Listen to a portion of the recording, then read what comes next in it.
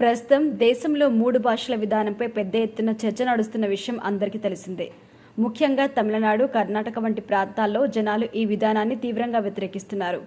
మాతృభాష కనుమరుగయ్యే ప్రమాదం ఉన్న ఈ రోజుల్లో హిందీ భాషను మేము అనుమతించబోమని ఖరాఖండిగా చెప్పేశారు. తమిళనాడులో అయితే బడ్జెట్ సమావేశంలో రూపాయి సింబల్ని కూడా హిందీని తొలగించాలని, తమిళంలో పెట్టాలి అన్నారు. ఇది ఇప్పుడు నేషనల్ వైడ్గా పెద్ద చర్చకు దారితీసింది. ఇదంతా పక్కన పెడితే మార్చి 14న జనసేన పార్టీ ఆవిర్భావ దినోత్సవాన్ని పవన్ కళ్యాణ్ పిఠాపురం సభలో అట్టహాసంగా జరిపించాడు. లక్షలాది మంది హాజరైన ఈ సభలో పవన్ కళ్యాణ్ దేశంలో ఉన్న అనేక బర్నింగ్ టాపిక్స్ పై తన గలం కూడా వినిపించారు. ఇందులో భాగంగా ఆయన భాషల వ్యవహారంపై కూడా స్పందించారు. ఆయన మాట్లాడుతూ, భాషలను ద్వేషించడం బాధాకరం. హిందీని అంత ద్వేషించే వాళ్ళు తమిళ సినిమాలను ఎందుకు హిందీలో డబ్ చేసి డబ్బులు పోగు చేసుకుంటున్నారు?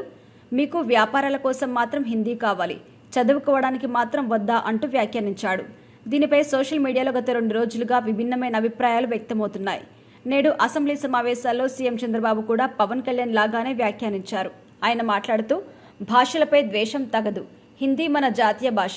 మన మాతృభాషను నేర్చుకుంటూనే హిందీ భాషను కూడా నేర్చుకోవాలి. కేవలం హిందీ ఒకటే కాదు, ప్రపంచంలో ఎన్ని భాషలున్నాయో అన్ని భాషలు నేర్చుకోవాలి. అప్పుడే మనం ఎక్కడికి వెళ్ళినా బతకగలం. ఇప్పుడు నేను ఢిల్లీకి వెళ్తే అనర్గళంగా హిందీ మాట్లాడే పరిస్థితి ఉంది. అలాంటి పరిస్థితి అందరికీ రావాలి అంటూ ఆయన మాట్లాడిన మాటలు వైరల్ అవుతున్నాయి.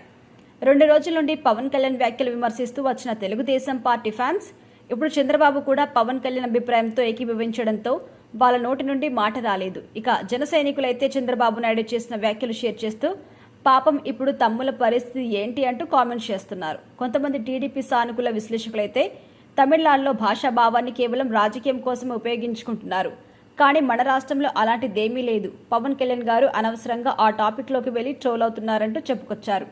ఇప్పుడు చంద్రబాబు నాయుడు కూడా ఇదే తరహాలో కామెంట్స్ చేయడంతో కూటమి మధ్య చిచ్చు పెట్టాలని చూసిన వారందరికీ చెంప దెబ్బ తగిలినట్టయింది.